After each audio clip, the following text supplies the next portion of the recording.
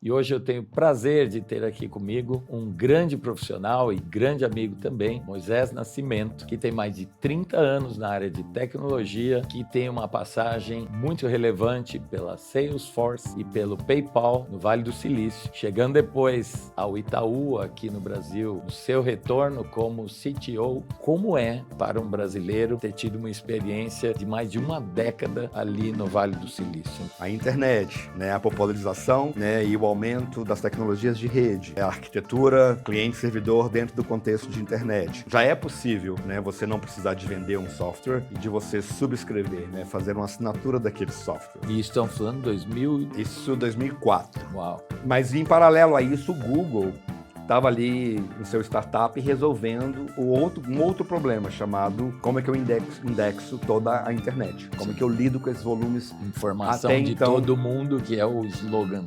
Exato. Que até então não tinha tecnologia para tal. Então, assim, o Vale, à medida que você vai subindo na hierarquia, tem os mesmos problemas que toda empresa tem em diversidade. Mas, por outro lado, também a gente vê hoje, dentro da OpenAI, da Oracle, da AWS, executivos de várias raças, de vários gêneros, tá melhorando bastante. Legal. Então, acho que o Vale sempre teve essa pegada de... Cara, não importa nada. O que importa é você estar aqui com a gente, é você estar abraçado com a turma e, que bom. E ter paixão isso por é o tecnologia. Que a gente acredita, eu até brinco, A tarefa de transformação digital, ela é 20% tecnologia, 80% cultura, mas no 20% de tecnologia, ela não é nem fazer coisas novas, é você reorganizar o que você tinha.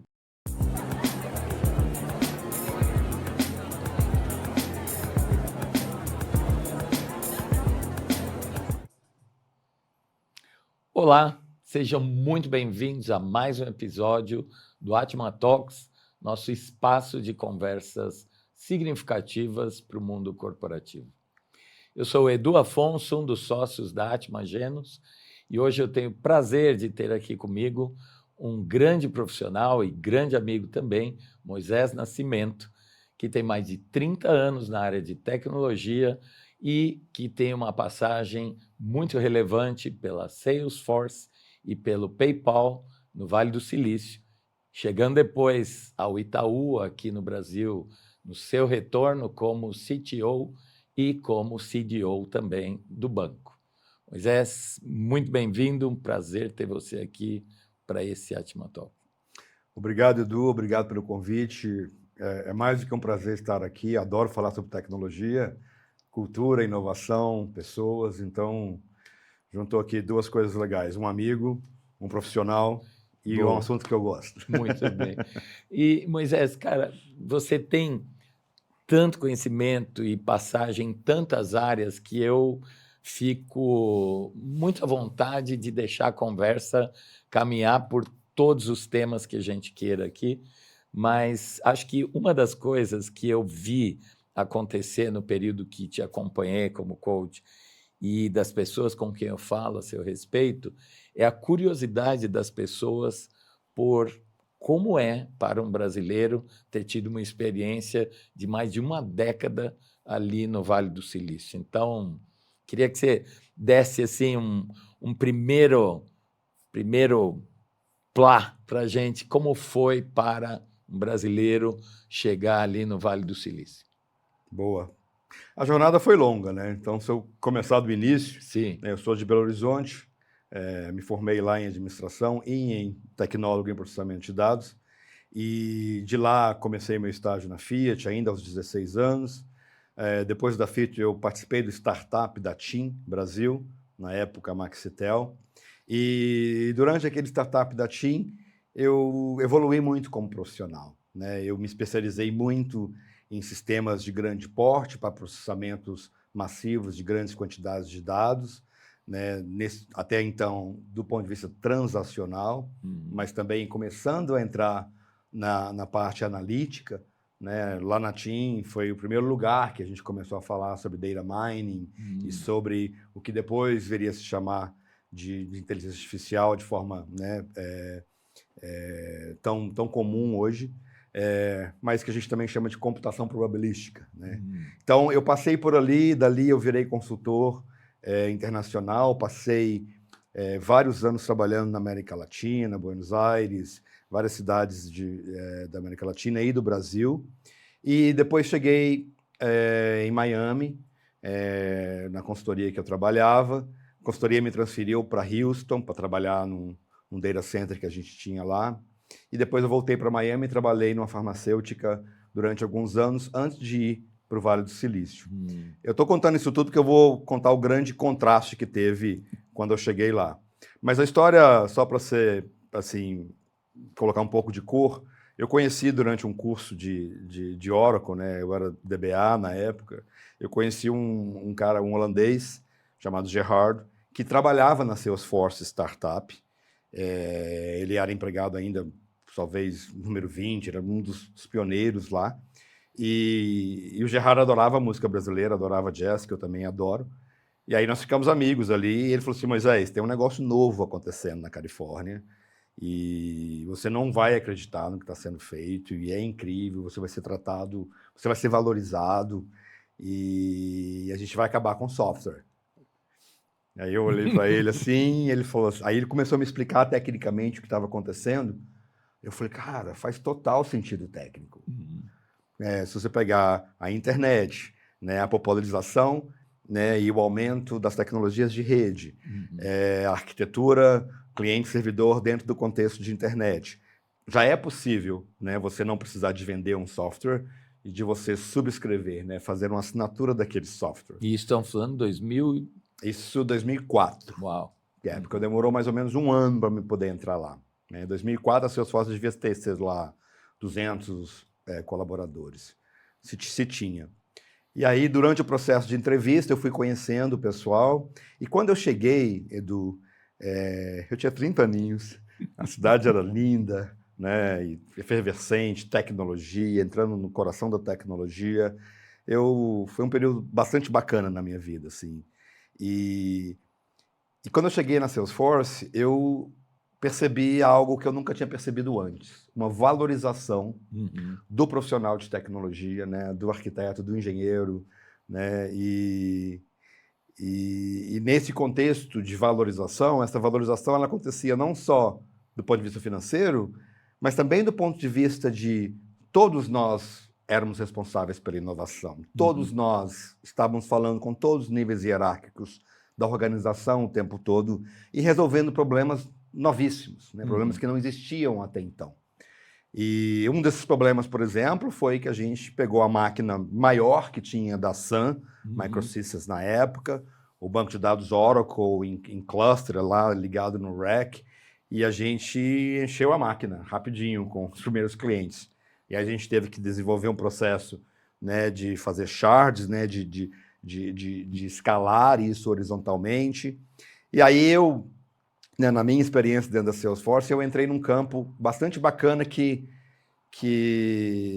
onde eu formei um pequeno time e a gente criou ali várias das automações e das tecnologias iniciais que daria depois daria luz à computação em nuvem, né? A gente não chamava de computação em nuvem, nem chamava de software as a service.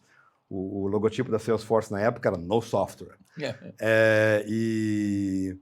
Mas o Benioff, que é o fundador, tinha uma clareza muito grande de onde que a tecnologia ia. Eu, por ter trabalhado, né, por 10 anos iniciais dentro desses grandes sistemas, e com essas dificuldades que comprar um software, colocar na empresa e rodar, então para mim fazia total sentido. Mas aí os problemas iam ficando cada vez mais novos, né? Como a gente teve que, por exemplo, fazer essa escalabilidade da Salesforce por área geográfica, a gente teve que fazer vários trabalhos de otimização de chamadas dentro do banco de dados para poder lidar com diferenças do tamanho, né, dos assinantes, né? Por exemplo, podia ter uma empresa de 5 mil assinantes, a outra podia ter 4 assinantes, como é que você gerenciava isso dentro da aplicação. Mas o que foi mais interessante é que, à medida que a Salesforce foi crescendo, nós fomos entendendo que seria impossível escalar com a forma como nós fazíamos computação, principalmente a parte de hardware até então. Então, a gente entendeu ali que a gente precisaria de um ambiente exponencialmente maior do que um ambiente de produção. Porque eu ia ter que lidar com várias versões, eu ia ter que lidar com problemas de replicar o load, a carga do sistema, à medida que os sistemas fossem crescendo. Então, a gente entrou ali num processo, eu e meu time, muito pesado de virtualização, né, dos servidores, padronização tanto do hardware quanto do software, terminologia, nomes, para você conseguir automatizar. Então, virtualização, padronização e automatização, para mim, estão no coração do que habilita a computação em nuvem e é usado até hoje para escalar esses grandes data centers, principalmente agora, né, para treinar esses modelos gigantescos. Então, a gente estava fazendo isso ali, com pleno acesso aos fundadores, aos desenvolvedores. Então, era um momento de bastante aprendizado, de bastante efervescência, né, e também de colaborar, né, não só receber, mas também de colaborar de volta. E nesse ano de 2005, né, o dot-com crash aconteceu 5 anos antes, estava ali naquele intermediário. Então, 2005 tem 2 grandes coisas surgindo na Califórnia, né, no Vale. Uma coisa é a Salesforce, que depois vai, né, dar luz às várias empresas de vários segmentos, de vários setores, para fazer software como serviço. Depois a AWS vai entrar em infraestrutura como serviço, né, na nuvem. Mas, em paralelo a isso, o Google estava ali no seu startup resolvendo um outro problema, chamado como é que eu indexo toda a internet, como é que eu lido com esses volumes. Informação até de então, todo mundo, que é o slogan exato, do Google. Que até então não tinha tecnologia para tal. Né? Então, a Google também desenvolve muita tecnologia de automação e padronização de hardware, né, para criar data centers cada vez mais eficientes e cria novas formas de olhar para a indexação. Né? Até então, a gente determinava, né, estruturava todo o dado. Né? Então, o Google vem com esse approach de não precisa estruturar, pega o dado como está, vamos rodar o algoritmo em cima e vamos descobrir coisas sobre esse dado, né? Vamos fazer novos algoritmos de indexação, de relevância. Então, essas inovações todas foram feitas ali em paralelo. Então, durante esse tempo, né, os profissionais do Vale mudam, né, de empresas. Então, chegava a gente da Google e contava o que estava acontecendo, chegava a gente da gente lá na Google, contava o que o Salesforce estava fazendo, o que eventualmente depois ambas as empresas vão entrar, né, na mesma fila de inovação, na mesma linha de inovação. Mas, de volta à sua pergunta, foi um momento de bastante empoderamento para mim. Eu acho que eu passei a acreditar mais, né, em mim como líder de tecnologia, como inovador. Tem um monte de coisinhas lá na Salesforce que ainda rodam ainda. Às vezes eu estou entrando na Salesforce. Olha assim, que legal, meu legado está lá aí ainda. Eu vejo assim, o nome do servidor que está conectado, aí eu lembro. Esse padronização aqui foi o meu time que criou lá em 2005. Então é muito legal, assim, eu até arrepio, ó, coisa de nerd. Imagina, e me conta o seguinte. Bom, imagino todos os eggs que vocês deixavam lá nas programações.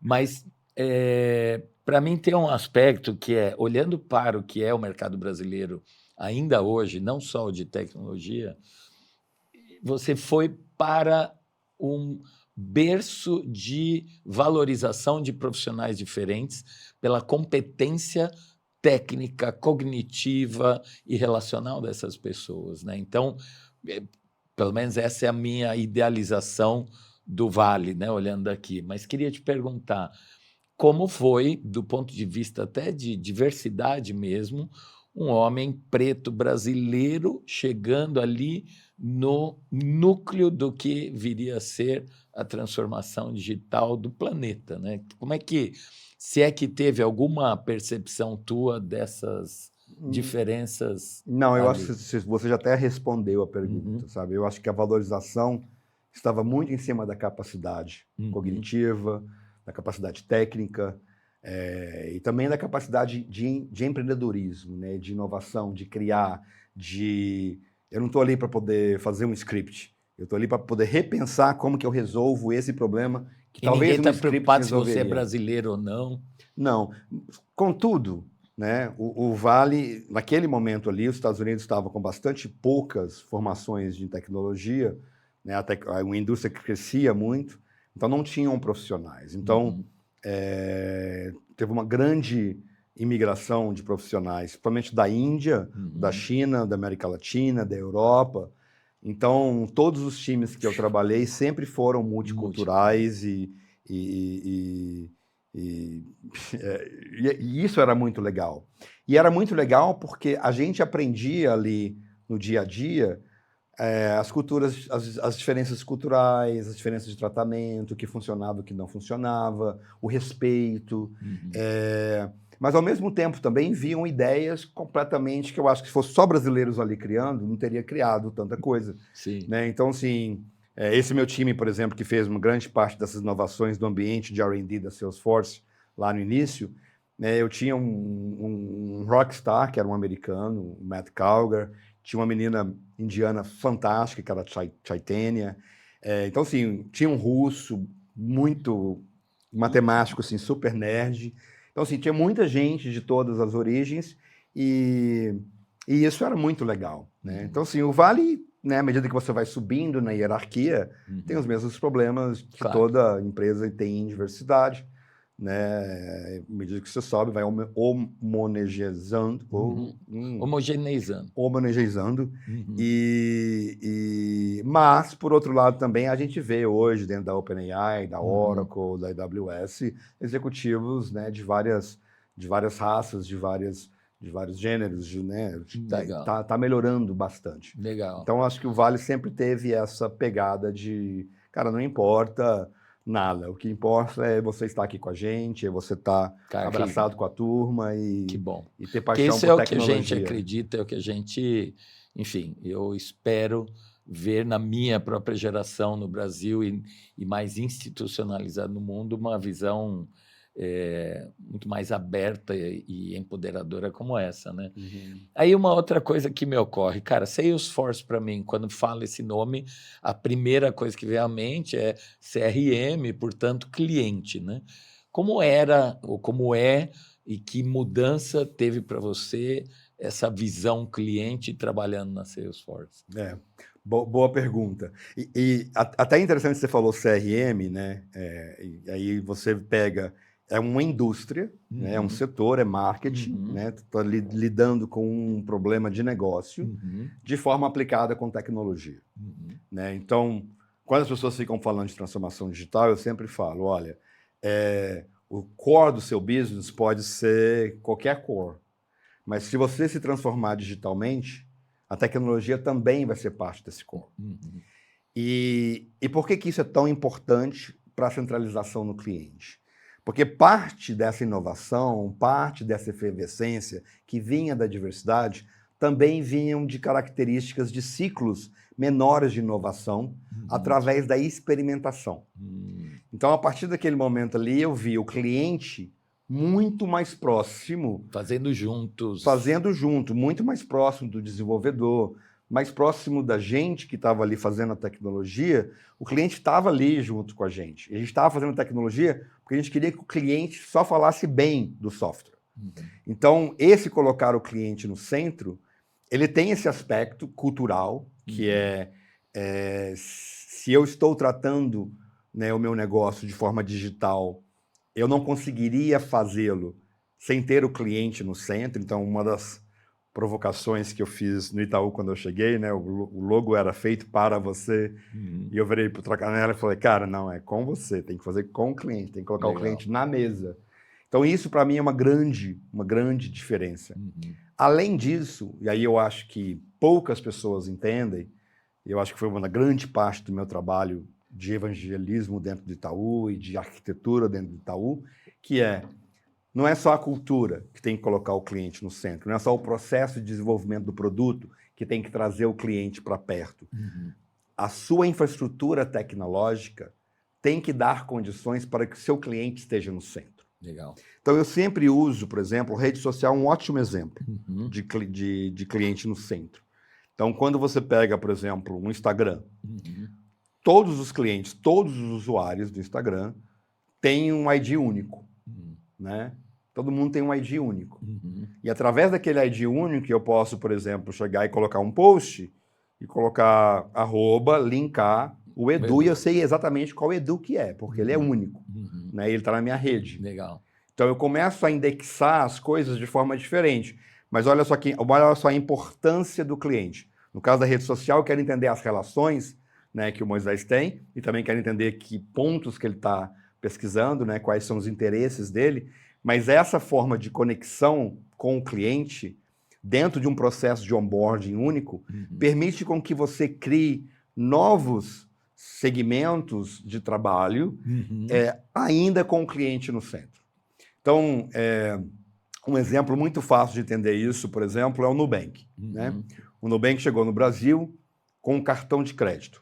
Criou uma plataforma completamente digital, né? Todo o trabalho ali, uma experiência incrível através do aplicativo, e te colocou um cartão de crédito na mão. Depois ele veio com conta corrente, depois ele veio com seguros, depois ele veio indexado com financiamento. No cliente. Tudo indexado dentro do mesmo chassi. Então, eu começo a conseguir entender o cliente, não só no meu negócio cartão de crédito, mas eu entendo o cliente no meu negócio conta corrente, no meu negócio financiamento, e de repente eu entendo o cliente no meu contexto, da minha plataforma digital. Então, essa interconexão, ela é chave para a transformação digital funcionar bem. Legal. E é um grande desafio, porque as empresas tradicionais que faziam produtos para o cliente, não com o cliente, tinham várias linhas de negócio e funcionava bem, era a forma de se fazer negócio, nada de errado, né? Era um outro momento. Então, você fazia aquelas linhas de negócio e ia lá tratar o seu cliente de forma individualizada. Então, conectar esses sistemas, refazer esses sistemas conversarem entre si, é um grande desafio técnico. Né? Então, eu até brinco, né? A tarefa de transformação digital, ela é 20% tecnologia e 80% cultura, mas no 20% de tecnologia, ela não é nem fazer coisas novas, é você reorganizar o que você tinha. Legal. Né? Então, E da sua passagem, até para a gente chegar de vez ao Brasil de volta, né? No PayPal, o que você teve como grande insight? Óbvio que foram muitas coisas, mas o que você aprendeu que você diria assim que foi muito relevante também para formar o Moisés como ele é hoje? Sim. Até a Salesforce, a minha experiência em tecnologia sempre foi com dados, sempre foi com organização de dados, arquitetura de dados, comunicação, esse tipo de coisa, mas sempre no contexto transacional. Tá. Né? E por sistema transacional, um exemplo simples é um site que vende livro. Tá. É um site transacional. Né? E aí, o outro ângulo do transacional é o ângulo analítico, que é toda a parte de análise de dados, né? Que também pode fazer parte do mundo transacional. Então, assim, uma aplicação de uma empresa digital, como, por exemplo, Amazon.com, claro. Você vai chegar lá e você vai poder pesquisar um livro, pegar o livro e comprar. Mas porque você comprou aquele livro, vai ter um AI lá rodando, um analítico lá rodando, falando, o Edu talvez goste desses outros livros. Então, as soluções digitais, elas têm que incluir as duas coisas. Mas do ponto de vista de arquitetura, né, de roadmap, a gente, dentro do PayPal, como head de toda a arquitetura enterprise de dados deles, eu tive a oportunidade de aprender muito do lado analítico, né? Que na época era baseado em data warehousing, que era baseado em bancos de dados relacionais. E durante esses 8 anos que eu passei no PayPal, foi o tempo que a Google, né, pegou lá o seu Big Table, né, que era o início ali de data lakes, de Big Data, lançou um paper. Esse paper gera um projeto de open source, né, até liderado pelo Yahoo, que nem existe mais, mas gera um processo de open source que gera o ecossistema Hadoop, que as empresas, a partir dali, vão usar para poder extrair valor de Big Data, assim como o Google estava extraindo valor ali através do seu sistema de indexação da web. Então, quando isso acontece dentro do PayPal, a forma de se desenvolver soluções completamente começa a mudar. Então, o fluxo do dado muda, a gravidade do dado muda, a sua velocidade de inovação muda, mas, de novo, assim como era na época da transformação digital um grande desafio de rearquitetura, também ali seria um grande desafio de rearquitetura. Então, dentro do PayPal, já numa posição executiva, já como diretor, eu tive a oportunidade de liderar o time de arquitetos, né, sendo que 5 dos arquitetos eram os arquitetos mais sêniores que trabalhavam comigo dia sim, noite sim. A gente já fala sobre work-life balance, mas trabalhava comigo né, o tempo todo. E a gente foi ali redefinindo, reinventando, reescrevendo. Quando eu saí do PayPal, a gente já tinha as máquinas de Hadoop rodando, já tinha produtos em Big Data rodando. Uma das grandes inovações que nós fizemos no PayPal, por exemplo, foi a gente começou a ler a interação do usuário com o nosso aplicativo e com o nosso site na web, né? Então, a gente começava a poder entender que talvez esse botão deveria ser vermelho, toda essa parte de user experience. Foi a primeira coisa que nós aplicamos. Nós também aplicamos Big Dados lá para a otimização da própria tecnologia, né? Então, bebeu do próprio champanhe ali para poder fazer funcionar. Então, acho que essas foram 8 anos... Foram 8 anos de PayPal, foi. Porque, na verdade, eu entrei no PayPal através de uma startup chamada Bill Me Later, que depois se integra no PayPal como PayPal Crédito. E Elon Musk já tinha saído. Já não era parte do PayPal. Elon Musk estava no PayPal lá no início. Isso. Né? E dentro desse contexto... Eu acabei cortando você, mas a gente estava falando que entrou como startup antes até... sim. Aí eu entrei como startup, e dentro desse startup eu era um CDO, Okay. Era uma empresa pequena, eu cuidava de todos os serviços de dados, tanto analíticos, quanto transacionais, quanto produção, quanto tudo. Arquitetura, tocava tudo. Ali, para mim, foi minha grande escola de CDO, né? Era um trabalho de CDO, CTO ali muito intenso. E aí, quando essa junção, esse merge aconteceu, a Bill Me Later continuou rodando como PayPal Crédito, como empresa separada, e aí eu fui convidado para ser o head de arquitetura enterprise de dados lá, porque o meu chefe, que era o CIO da Bill Me Later, virou o VP de dados. Então a gente foi junto, a gente fez junto ali e levou junto ali. E essa experiência, provavelmente, junto com toda a história anterior, é que atraiu, provavelmente, o perfil Moisés para chegar de volta ao Brasil. Sim. Mas teve algo que nem o Itaú sabia, que aconteceu depois do PayPal, que, para mim, assim, quando eu olho de volta para o Itaú, eu tenho o maior orgulho, assim, provavelmente porque a minha carreira está mudando agora, né? Eu não estarei mais trabalhando como um executivo tempo integral dentro de uma grande corporação, mas sim como consultor, advisor, conselheiro, e esse tipo de conversa que a gente está tendo aqui. Mas assim, eu tenho muito orgulho do trabalho que foi feito lá no Itaú, né? Acho que foi feito um trabalho de infraestrutura e de organização dos dados. Foi difícil, foi pesado, mas foi feito, né? E isso habilitou, né, o Itaú a usar dados de forma como uma empresa de tecnologia do Vale. Mas o que me preparou para aquilo, na verdade, foi a posição que eu tive depois do PayPal, que foi a MedData. Que era uma empresa de tecnologia, acredite ou não, mas lá dos anos 90, que tinham, assim como as empresas tradicionais, era uma empresa de tecnologia, mas tinha essa característica tradicional, tinham várias linhas de produto que servia a pesquisa clínica para encontrar a cura de doenças, tanto servindo farma quanto servindo universidades e centros de pesquisa. Então tinha uma plataforma, e essa plataforma era completamente desconectada. E sem aquele ponto que a gente mencionou agora há pouco, de centralidade no cliente. Então, o desafio ali, e aí ali eu já entro de novo como especialista, e depois você me pergunta, que eu vou te falar que eu fui e voltei várias vezes, ali eu entro como especialista, trabalhando diretamente com a CTO, e par, né, de 5 VPs de engenharia, que não foi um trabalho simples de orquestração ali, né? Mas foi um trabalho muito importante, né? Porque ali eu foi meu laboratório, porque o volume era muito melhor que o Itaú, né? E eram produtos finitos, assim, eu tinha 3 grandes produtos, com subprodutos dentro. então eram poucas áreas de produto. Então eu tive a oportunidade de fazer esse trabalho numa menor escala e trazer a Medidata para a nuvem.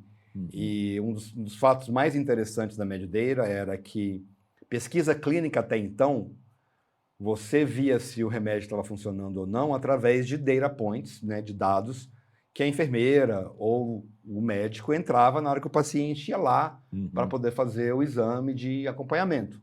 Então ia lá, media, anotava o peso, ia lá, andava na esteira, anotava os passos e esse tipo de coisa. E dentro dessa modernização da Medidata, a gente colocou sensores, né, ligados ao corpo dos pacientes. Tivemos que influenciar o FDA, né, o Departamento de Drogas, né, engraçado, de remédios, né, americanos, para poder mudar a forma como o FDA iria aprovar essas pesquisas clínicas. Então, quando eu cheguei no Itaú, que eu comecei a falar com o head de arquitetura, com o Guerra, com as pessoas de tecnologia, sobre o que tinha que ser feito, eu trouxe muito vívido tanto a experiência de volume da Salesforce e do PayPal, quanto essa experiência de transformação, de transformaçãozinha digitalzinha ali que eu fiz dentro da Medidata. Então, e a Medidata, eu vou até fazer um parênteses aqui, daqui a pouco a gente vai voltar nesse assunto de saúde, e a Medidata, para mim, quando eu saí do PayPal, eu falei que eu só iria trabalhar ali por propósito, quando eu acreditasse na causa, né? E a Medidata foi esse primeiro movimento, porque a minha mãe tem uma doença reumatológica genética não curável, e eu estava conversando com uma médica pesquisadora, e ela falou assim, mas é difícil. E ela falou assim, o maior problema em pesquisa clínica é dados. Aí isso ficou na minha cabeça, eu fui procurar emprego numa empresa de pesquisa clínica, entrei na Medidata, que é a empresa que serve Pfizer, serve Novartis, serve esse pessoal todo. Várias vacinas da Covid, né, trabalharam dentro da plataforma da Medidata. Então, essa área de saúde é uma área que me encanta muito, sabe, em termos de, não só de negócio, né, que tem muito dinheiro em saúde, mas também em impacto, em transformação, mesmo. Em propósito. Né? E isso eu sei que é algo que te chama muito, porque é justamente onde eu vim a conhecer você, foi nesse momento de chegada do Itaú, e foi, no mínimo, bem peculiar para mim, como coach, né, o pedido que chegou do Guerra e do Itaú, né, Valério Marreto e o Guerra, falando, olha, tem um executivo aqui que veio do Vale do Silício, 15 anos ou muitos anos de Vale do Silício, e que, enfim, nós estamos procurando fazer um programa de coaching, um processo de coaching, e eu confesso, eu aguardava e achei que ia ser um americano. E aí, quando nós chegamos para a primeira conversa, Moisés Nascimento, de Belo Horizonte, mas queria que você trouxesse um pouco, né, porque é algo muito diferente para um profissional hoje brasileiro pensar que alguém possa ter o tipo de necessidade que você identificou ali quando nos conhecemos. Sim. Na verdade, assim, para mim era muito o fato de que toda a minha formação executiva, tanto de mestrado, tanto acadêmica, de treinamento, quanto de experiência profissional, foi dentro do mercado americano, né? E para quem conhece as duas culturas, sabe que as duas culturas são muito diferentes, né? São muito diferentes, principalmente a corporativa. Então, é até engraçado, né? Eu vou contar uma história engraçada. Nos primeiros dias, assim, eu fui para um evento de tecnologia lá nos Estados Unidos, e aí tinha uns 4 diretores de tecnologia comigo. E aí eles estavam numa outra mesa, os 4 diretores, e eu sentei com o pessoal da Medidata, os executivos da Medidata que eu tinha acabado de trabalhar com. Aí daqui a pouco levantaram os executivos do Brasil e passaram, e um pegou aqui na minha cintura, o outro me deu um abraço, a menina me deu um beijo, aquela coisa brasileira toda. E aí o pessoal, trabalham com você? Eu falei, né? Então, assim, é outra emoção, né? É outra forma de relação, né, humana. Então, para mim, foi importante. Eu acho que, assim, sem falar de... Não tem cultura certa ou errada, né? Boa ou ruim. Culturas têm diferentes características, são culturas, né? Por definição. Mas... O Vale é legal, mas o Vale é agressivo, né? É competitivo, é o tempo todo vai. E é uma forma de conversa muito direta. De confronto de ideias confronto o muito tempo direto, que ninguém leva né? É como pessoal. funciona, ninguém Sim. leva para o pessoal. E aqui, quando eu cheguei, eu percebi que, cara, é o Brasil ali da conversa, vamos tomar um café, Vamos alinhar vamos antes. alinhar, vamos pensar como é que a gente faz isso junto. Então, para mim foi super importante. Eu acho que você conseguiu me dar não só esse norte, né, do que é ser um executivo no Brasil, mas também me ajudou a entender as partes das minhas características de liderança que precisavam de fazer o que eu chamo de tropicalização, né? Que às vezes eu ficava meio engessadão assim, meio sem saber o que fazer, e aí foi ficando cada vez mais fluido, né? Meu português também era terrível quando eu cheguei, você lembra? Eu falava de cada 10 palavras, 5 eram em inglês. Que vergonha, né? Mas, então... Mas a vantagem é que é valorizado em alguns ambientes no Brasil, né? Mas, assim, o que eu queria até trazer, porque para mim foi muito, muito importante te acompanhar e tenho muitas lembranças positivas, né? Desse processo de coaching, né?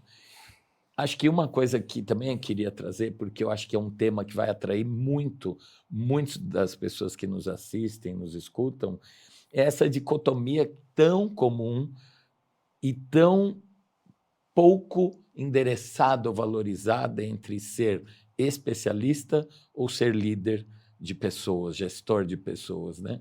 E eu te acompanhei, vivemos muito, né?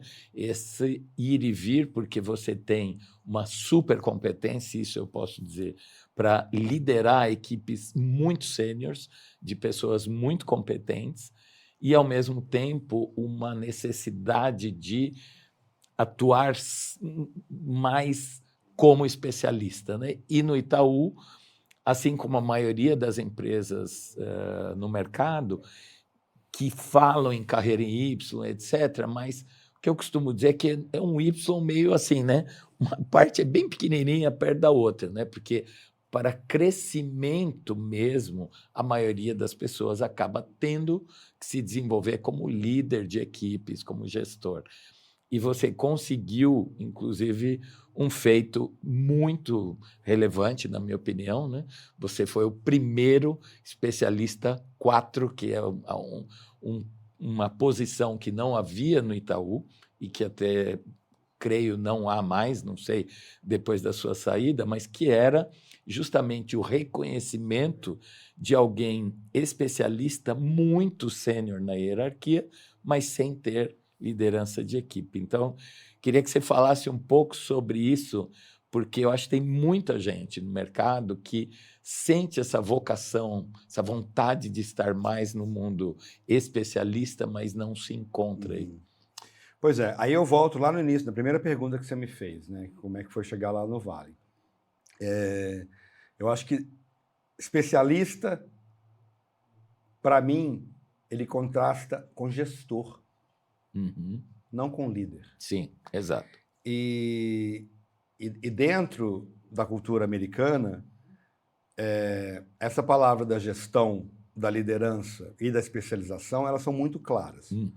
Aqui no Brasil, quase que se fala... Sinônimo, né? Sinônimo, liderança e gestão é sinônimo. Sim. E tá aí uma grande diferença, né? Se você pegar todas as grandes big techs americanas, Meta, Salesforce, todas as grandes big Googles, todas elas vão ter especialistas até acima de 4, até acima do C-level, até lá no comitê executivo. Vai ter especialistas que só lidam com tecnologia, mas, de novo, né, a tecnologia agora virou core. Se lá no comitê executivo, por exemplo, de um banco, tem um líder que é especialista em investimentos, por que não ter um líder especialista em dados? Né? Então, esse tipo de discussão, ela é importante. Então, de novo, para mim, como gestor de pessoas, um sênior, um tecnologista sênior, seja ele engenheiro, arquiteto, um tecnologista sênior ou um especialista, ele tem que ser líder. Sim. E para mim ele só vira sênior, ele só vira especialista se ele provou qualidades de liderança. Uhum. Tanto que naquele exemplo da Salesforce que eu dei, eu comecei a liderar aquele time que depois eu virei gerente e virou meu time mesmo, eu comecei a liderá-lo sem o título, Gestão. sem gestão. Eles eram meus pares e eu comecei a organizar o projeto e todo mundo gostou do que eu estava fazendo e eu Eles te deram, porque o líder, quem define que é líder é a equipe, né? Não é um cargo, a equipe não é um me crachá. definiu. E eu tive esse desafio na minha carreira inteira, Edu, porque assim, eu fiz administração, né? Eu tinha 20 e poucos anos, formei aos 23, e eu tinha feito tecnólogo no 2º grau. E eu adoro tecnologia. Eu adoro. Por exemplo, essa semana agora eu sentei com vários amigos, cientistas de dados, engenheiros, várias pessoas para conversar sobre tecnologia, né, para vir conversar com você. E, assim, eu adoro falar sobre tecnologia. E eu tenho uma boa habilidade de gestão. Sim. Mas aonde eu brilho, aonde meu coração fica quente, aonde eu performo melhor no longo prazo, é quando eu estou liderando, é quando eu estou fazendo coisas técnicas, é quando eu estou inovando. Né? Tanto que a Medideira, que eu te contei agora há pouco, para mim foi a melhor experiência da minha carreira, porque eu passei o tempo todo nela como especialista, e a minha chefe lá, que é uma líder incrível, a Julie, ela sempre entendeu aquilo, e ela sempre valorizou aquilo, o que não é muito comum, o que é raro. Então, como eu tenho essa capacidade de liderança nata, que eu nem sei de onde vem, né? Nasci com ela. Mesmo na minha época de sênior, de analista sênior, de DBA sênior, de engenheiro sênior, eu liderava. Tinha uma ascendência Eu tinha uma natural. ascendência, eu estava sempre liderando. Tanto que eu começava um emprego super feliz, fazendo coisas técnicas e liderando a galera. Aí alguém me convencia a virar gerente, eu virava gerente, eu falava, não quero mais. Aí eu saía e começava outro emprego como técnico de novo. E eu fiz isso repetidamente até a Salesforce. Depois da Salesforce, eu toquei uma startup com um amigo por um ano, e depois eu entrei como CDO da Bill Later, e depois Head, diretor de arquitetura do PayPal.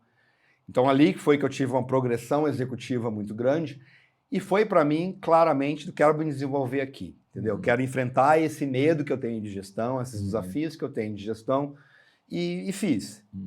E no final do PayPal já estava para mim claramente que a próxima experiência eu queria estar de volta com os engenheiros, estar de volta com os arquitetos, estar de volta com a mão na massa. E foi assim que aconteceu a Medideira. E quando eu cheguei no Itaú, eu tentei sempre ficar ali bem próximo do pessoal técnico, que me custava muito, né? Me custou muitas horas, né? Porque tinha uma carga muito grande de ser diretor de um banco, né? Uma carga administrativa muito grande. Mas é o que eu gosto. Então, assim, nesse contexto de work-life balance, se eu não coloco uma grande porção de trabalho técnico e criativo, de inovação, eu não performo bem. Né? Assim como eu não performo bem se eu trabalhar, sei lá, 80 horas consecutivas por vários meses. Mesmo praticando yoga. Mesmo praticando yoga. Né? Precisa de tempo. Porque, na verdade, as ideias mais inovadoras que eu tenho, e assim... O que é legal de gente que gosta de tecnologia é que a gente não para de pensar em tecnologia, né? Eu estava vindo no avião ali e eu estava ouvindo uma música do Gil e, de repente, ele falou um negócio sobre tecnologia na música e comecei a pensar na arquitetura do negócio e eu já estava fora da poesia do Gil, já tinha entrado na tecnologia. Então, a gente não para de pensar. Sim. Então, assim, para mim, e de volta à Medideira, de volta à Julie, foi tão legal... Porque ela realmente entendia isso. E ela realmente... Eu falava para a Júlia, hoje à tarde eu preciso de pensar um pouquinho, desenhar um pouquinho. E eu ia para minha salinha, eu ficava em casa e ia pensar, ia fazer essas coisas. Então, às vezes as empresas tradicionais têm uma visão ainda muito primeira revolução industrial, assim, muito mecanicista, muito... Sim, horário... Tem que trabalhar, tem que estar trabalhando, tem que estar tocando no computador, senão não está trabalhando. Isso é importante também. Claro, claro. Não me entenda errado. Não dá para você trabalhar numa empresa e não tocar no computador, que é seu instrumento de trabalho. Mas, uma grande parte, por exemplo, das minhas inovações, talvez é lendo um paper, pensando, dormindo, fazendo yoga, e aí as ideias vão vindo, e aí quando você senta para fazer, Nossa, eu estava quebrando a cabeça com isso a semana inteira. Nossa, já resolvi aqui. Eu olhei e já resolvi. Então para mim, esse negócio de especialista e gestor cai muito nessa área. Sim. Eu acho que ambos precisam ser líderes. Sim. Isso tem que ser ponto pacificado. Isso eu acompanhei bastante, concordo com você. E aí eu quero chegar num ponto que você antecipou, deu spoiler, e eu acho muito legal, conhecendo um pouco, mas quero te ouvir, que é como você chega, né? Através do Itaú num primeiro momento, pandemia, pós-pandemia, mas como é que foi chegar até o Impulso Gov? Agora...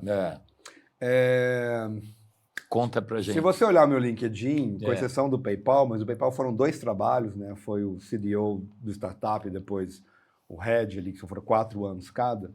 Com exceção do PayPal, eu fico normalmente entre 4 e 5 anos em cada empresa. Então, para mim, voltar para o Brasil, fazer esse trabalho para o Itaú, já era um pouco nesse objetivo. Eu não gosto de ficar menos de 3 anos, porque não dá para fazer. Ainda mais essas grandes transformações, esses grandes sistemas, leva tempo para poder, né? Primeiro para você entender como é que a máquina funciona e a máquina não parar, e aí você começar a mudar aquele motor da máquina ali, com o carro rodando, com o avião voando, e tudo continuar funcionando. Então isso leva tempo e leva dedicação, e de volta ao especialista, leva, para mim, do líder que está liderando essa transformação, um engajamento técnico profundo. Então, para mim... Falando dos ciclos de 4 anos... sim. Então, quando eu cheguei aqui no Itaú, e eu conversei com o Guerra e conheci o Cândido, que era o CEO na época, e todo o comitê executivo, além de falar sobre diversidade, da minha vontade de ser um dos porta-vozes do banco nessa área, um dos líderes do banco nessa área, eu falei muito que a transformação era possível, que a transformação... mas que não era algo simples, que era algo que ia levar tempo. E nas minhas conversas de carreira com o Guerra já estava bastante claro que eu faria ali essa primeira rodada e depois eu entraria numa carreira de especialista dentro do próprio Itaú, ou eu iria fazer algo diferente. E aí foi isso. E aí nós fizemos a modernização, levamos tudo para a nuvem, todo o ambiente de ciência de dados, todo o Data Lake, criamos o Data Mesh, que habilitava a integração do dado em tempo real, organizamos o catálogo. Tem muita coisa para fazer ainda, tá? Não para nunca. E a parte aplicada agora ao negócio, essa transformação na ponta, ela também é difícil, né? Ela também não é simples. Não é só tecnologia. Execution, né? Então, para mim, foi... então, quando chegou no final disso, que eu comecei a negociar com o Guerra minha próxima cadeira, e que aí surgiu a oportunidade de ser especialista 4, e aí o head de RH, o Sérgio e a Valéria suportaram, levaram no Milton, todo mundo suportou, e que eu fiquei bastante feliz, né? Bastante reconhecido. E eu entrei na cadeira. E eu entrei na cadeira exatamente quando uma coisinha muito pequena acontece, que chama-se GenAI. E aí eu vou entrar como especialista na área de GenAI no meu último ano de Itaú. E aí é até engraçado, né? Que eu estava vendo o keynote do Sam Altman, da OpenAI, esses dias, e ele estava lá em São Francisco, provavelmente dentro do Moscone Center, onde eram as reuniões da Salesforce, e todo mundo lá, os engenheiros todos, naquele rolê super geek ali, super nerd, e eu estava até lembrando, porra, era exatamente assim, quando eu cheguei na Salesforce, 20 anos atrás, para outra onda de inovação, que era a computação em nuvem, agora é a onda de inovação AI, né? Então, eu percebi que ia ser, de novo, uma grande transformação, uma grande revolução. E no início ali, né, eu acho que a indústria como um todo, rola uma ansiedade muito grande de extrair valor do GenAI. Já estamos falando de uma bolha também de AI se criando, né? Então... eu acho que tem bolha, eu acho que tem especulação, eu acho que tem muita startup a lá 1999, que daqui a pouco vai estourar.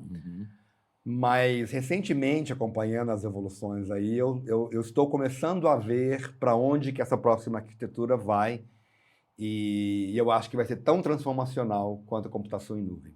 Mas só para fechar Conta para nós. Eu vou contar.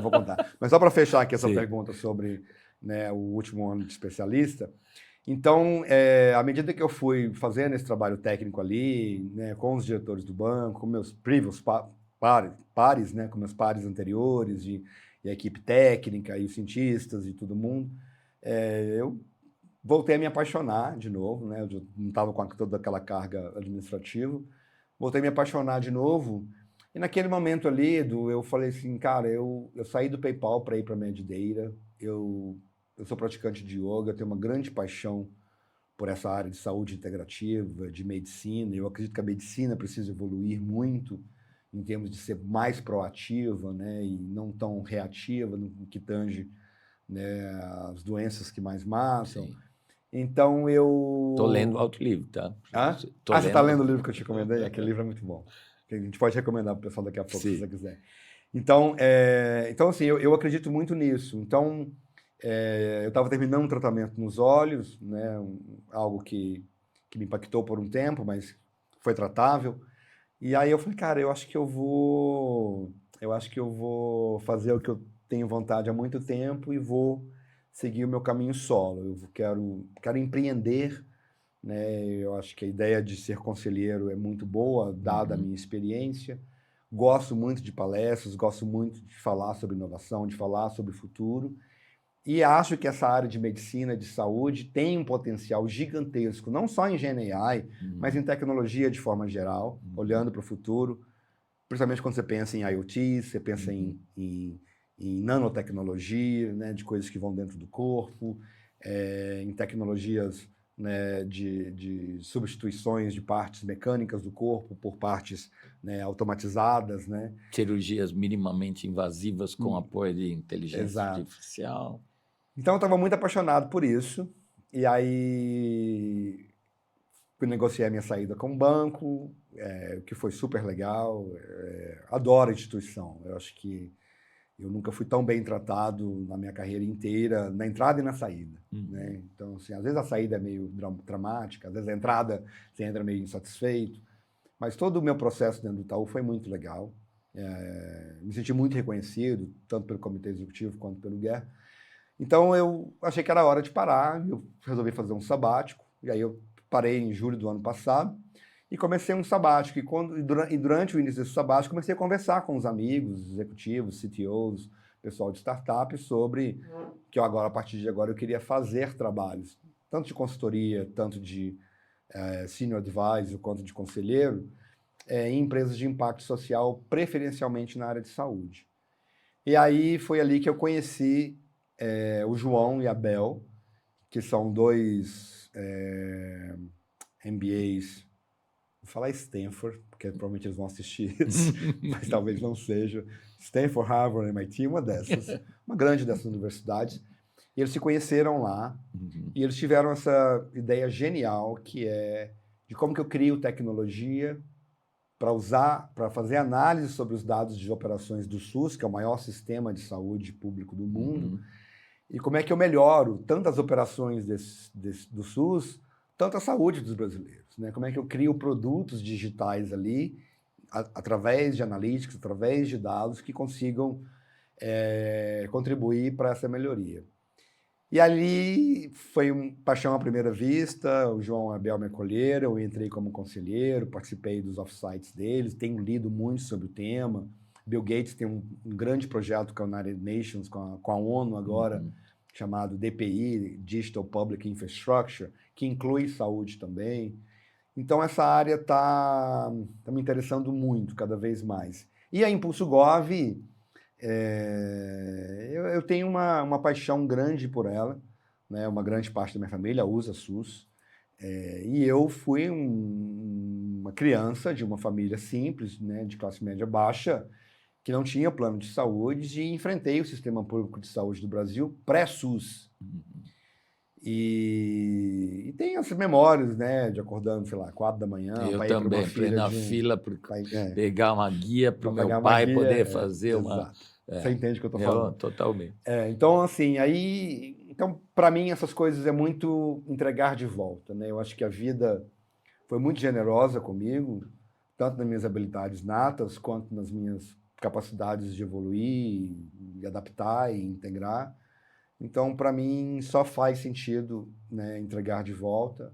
João e Abel são líderes incríveis e a Impulso está crescendo Que legal. Tá muito legal o trabalho. Nossa, eu mesmo quero muito conhecer e, e te escutando, né? Também queria voltar talvez um pouco antes, né? Mas você teve uma participação muito importante também no Itaú, através das pautas de diversidade que você se incluiu e que foram muito impactantes até hoje no banco. Muita gente lembra, reconhece, né, como foi importante a sua participação. O que você traz ou aprendeu? O que você sentiu de impacto nesse período? Uhum. Eu tenho muita gratidão Uhum. pelo espaço que o Itaú me deu, não só para participar de diversidade e inclusão, mas também para liderar, né? A Uhum. autonomia que me foi dada. A autonomia, eu falo, eu não teria feito o trabalho que eu fiz técnico de dados e transformação digital e cliente, e CRM, tudo que foi feito, se eu não tivesse tido autonomia e não tivesse tido essa carta branca para poder Uhum. fazer as coisas. Então, às vezes fica pior antes de ficar melhor e às vezes ficava pior. E aí o Guerra me olhava assim e eu falava, não, vai dar Vai certo, funcionar. vai funcionar. É parte do processo. E em diversidade e inclusão não foi diferente. Mas aí essa história de diversidade e inclusão veio na primeira ligação que eu tive do Guerra, que eu conheci o Guerra há muito tempo atrás, ele era diretor de canais do banco. Uhum. E quando ele me ligou falando, Moisés, agora eu consigo te trazer,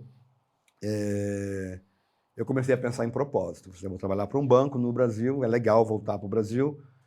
Então eu comecei a pensar em propósito. Para mim tinham dois grandes propósitos. Primeiro que era transformação digital não é algo trivial. Uhum. E o Brasil já tem essa grande dificuldade com tecnologia. Apesar da computação em nuvem democratizar muito, fazer muito mais acessível ao Brasil do que era antes da computação em nuvem. Mas para mim, ajudar o Itaú a transformar digitalmente, ajudar a transformar a cultura do Itaú para uma empresa de tecnologia, para mim tinha esse impacto dentro do contexto Brasil, de ajudar o Brasil também a entender que inovação e tecnologia e essas coisas podem ser feitas aqui e devem ser feitas aqui. Uhum. E aí, para mim, de volta à sua primeira pergunta, lá no meu início, entre os indianos e os chineses e os russos e todo mundo que trabalhava naquela grande salada ali do Vale do Silício, para mim, quando eu olhava para o Brasil e para minha própria família, para minha própria cor, né, com essa grande miscigenação, né, com essas três grandes raças que nos formam, e que às vezes nós somos um pouco eurocêntricos demais. Nada contra a Europa, nada contra as coisas que vêm de lá, nem dos Estados Unidos. Eu morei lá há muitos anos. Eu acho que tem muita coisa boa que precisa ser copiada, sim. Mas eu acho que tem muita possibilidade de inovação e coisas novas, completamente novas, que uma sociedade como o Brasil, que passou por essa miscigenação, apesar de forçada no início, agora uma miscigenação real, que eu acho que se a gente conseguir quebrar esses paradigmas de classe, de raça, de gênero, né, que estão dentro das fobias, que o Brasil é líder, né, em feminicídio, em assassinatos de comunidade LGBT e essas coisas todas que nós não somos tão orgulhosos por, mas ao mesmo tempo que isso é um desafio nosso, é uma super oportunidade.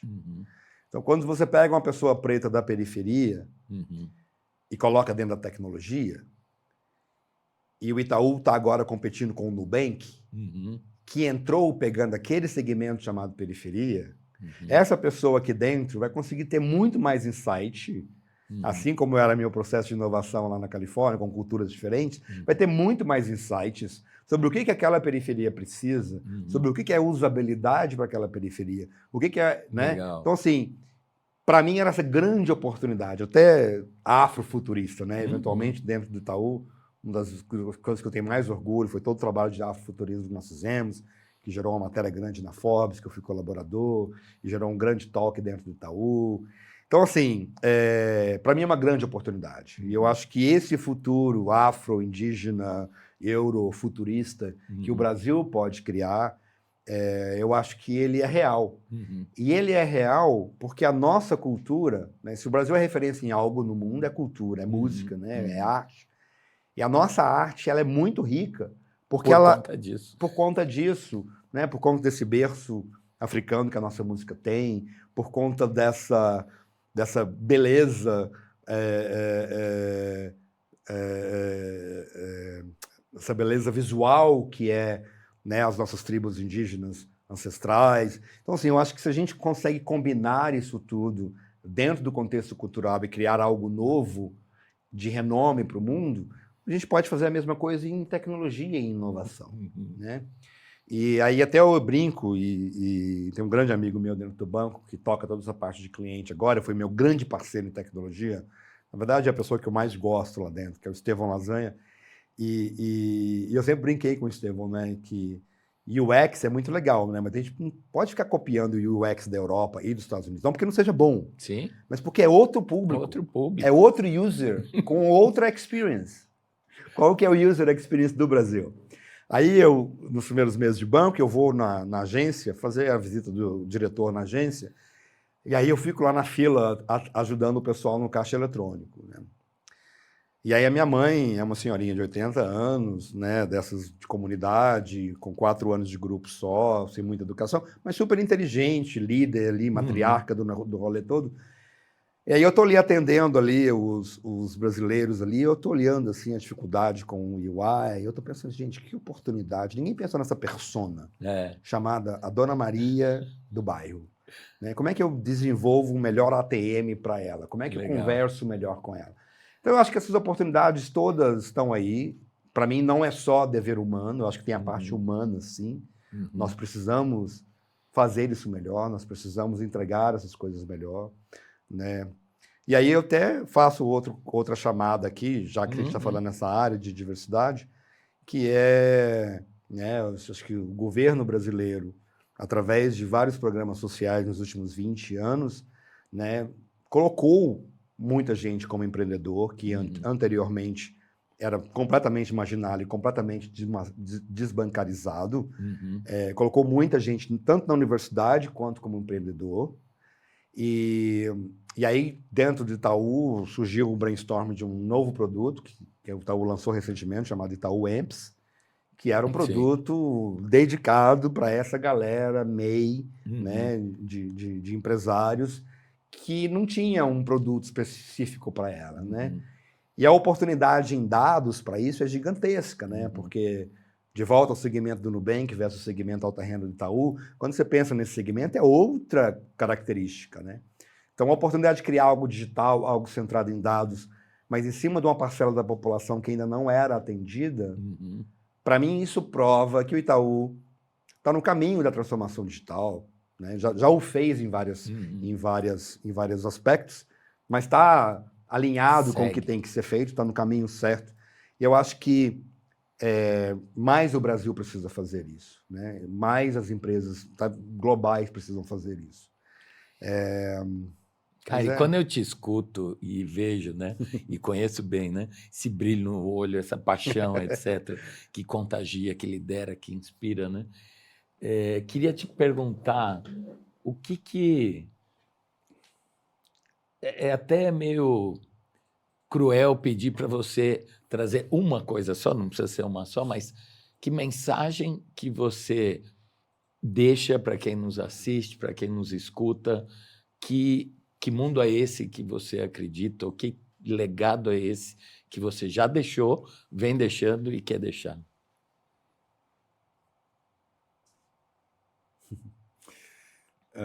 A resposta da sua pergunta é fácil, mas eu acho que o contexto dela é complexo. Então, eu vou começar no contexto. Não é que é fácil, mas assim, eu Sim. consigo responder. Mas o contexto que a gente vive agora, né, de mundo, Uhum. né, de polarizações, de fake news, de desinformação, Uhum. de grandes oligopólios, Uhum. né, tecnológicos, e dessa IA que vem com toda a velocidade, a gente não sabe aonde ela para, o que ela disrupta e qual a velocidade que ela disrupta. Então, eu acho que a gente tem esse grande desafio, Uhum. né? Como como humanidade. Uhum. Né? Eu acho que é o nosso desafio coletivo. E para mim, a mensagem, assim, se eu puder deixar uma mensagem, é que a revolução e a transformação começa com cada um de nós. Uhum. Né? Então não adianta eu ficar falando, você precisa fazer isso, ou fulano de tal, você precisa fazer isso, ou empresa tal, você tem que resolver isso, se eu não estou me alinhando a essas coisas que eu acredito. Né?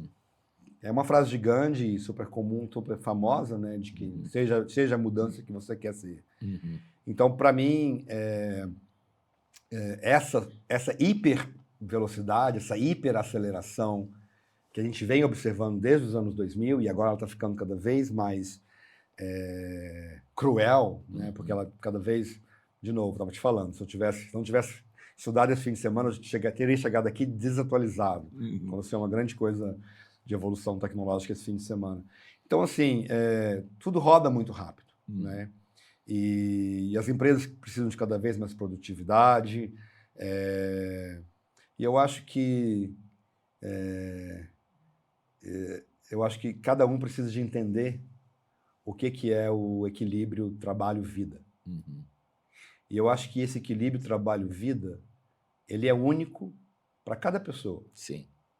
Porque eu acho que, trabalhando no Vale, de volta às coisas que eu aprendi lá, eu conheci workaholics de tecnologia que a vida é tão o trabalho que é até difícil de separar o work-life do ponto de vista de balance. Ou talvez a pessoa trabalhe 80 horas por semana, mas a pessoa está viva, a pessoa está dormindo, a pessoa está fazendo o que gosta, a pessoa está com propósito, está com vontade, sim, né, de fazer o que está fazendo. E existem pessoas que precisam de mais tempo off, que precisam de mais tempo com a família, que querem viver aquela vida, mas também essa. Então, eu acho que essas questões de... Eu até ando falando, que eu vou até escrever um artigo em breve, que eu acho que não é sobre work-life balance. Acho que não é sobre balanço. É sobre efetividade. E por que eu falo que é uma questão de efetividade? Porque cada pessoa, e na verdade em cada momento da vida, talvez tenham prioridades diferentes. Né? Eu no início da carreira, eu queria muito aprender tecnologia, então para mim trabalhar mais de 40 horas era algo importante. Ou meus 2 primeiros anos de Itaú, eu estava fazendo o que eu queria, eu estava aprendendo a cultura, eu estava fazendo muitas coisas. Eu queria trabalhar muitas horas. Né? Em um determinado momento, talvez você queira cuidar da família, estar com a família. Por exemplo, quando eu fui casado, cara, eu queria trabalhar menos horas, eu queria estar no meu casamento, claro. queria estar viajando, queria estar fazendo as coisas. Então, eu acho que essa coisa de trabalho-vida, de equilíbrio trabalho-vida, ela tem que vir de um lugar de efetividade. O que é importante para você? O que o trabalho, qual o espaço que o trabalho tem que ter na sua vida e qual que é o prazer que você tem com ele. Né? Então, eu acho que se eu tenho que deixar uma mensagem para as pessoas aqui olhe para si mesmo, sabe? O que você... Cada escolha é uma renúncia. Né? Se você vai escolher trabalhar mais horas, você vai estar renunciando o quê? É ok renunciar a isso por algum tempo, para sempre? Não é ok renunciar a isso? Então, eu acho que essas decisões têm que ser tomadas. E, para mim, o yoga, a meditação, meu envolvimento com arte, para mim tem muito a ver com essa pausa, onde eu pauso e eu olho e eu falo, cara, quantas horas que dá? Qual que é o processo que dá para fazer? E eu vou até te dar um exemplo. Eu estava trabalhando como uma jornalista aí, sobre redefinir meu LinkedIn, e a gente estava falando lá de fazer um negócio na velocidade X, de fazer X posts, e fazer tudo, blá, blá. Aí depois eu olhei para ela e falei assim, eu preciso de mais tempo agora. Vamos pegar isso, desacelerar e fazer, em vez de um mês, fazer isso tudo que a gente combinou aqui em 3 meses. A gente vai um pouco mais lento, mas a gente faz o trabalho. Claro. Né? Então, eu acho que esse tipo de decisão cabe a cada um de nós. Legal. Porque as empresas estão atrás do lucro, a empresa está atrás da produtividade. Então, a empresa vai te pressionar. Claro. E eu acho que dentro dessa linha é uma reflexão individual que você nos convida e que, ao mesmo tempo, ao mais pessoas fazendo, gera uma reflexão coletiva, gera reflexões organizacionais. E esse espaço, né, o espaço do Atma Talks, é para isso, é para a gente trazer elementos novos. E eu estou aqui muito curioso e deixando para uma próxima conversa deliberadamente as novidades que estão aí cozinhando, porque eu sei que a cada momento você continua pesquisando, curioso, com vontade, com energia, e essa área, tecnologia e tudo que a gente conversou aqui é tão intenso, tão rápido, que nós teremos outras conversas em breve. Para já, quero agradecer muito, muito a você, Moisés. Eu acho que engrandece o tipo de reflexão que a gente faz aqui, e quero agradecer muito a todo mundo que nos assiste, que nos acompanhou, que indique esse vídeo para outras pessoas, esse talk, porque o alcance, para mim, é um alcance social. Assim como com o episódio com o Formigari, que você bem conhece, a gente trouxe a questão do Data Learner, que é um projeto social incrível. Hoje você trouxe Impulso.gov e outros. Então, enfim, muito, muito grato, Moisés, a você, a todos que nos assistem, e espere por um próximo episódio do Atma Talks. Nos vemos em breve.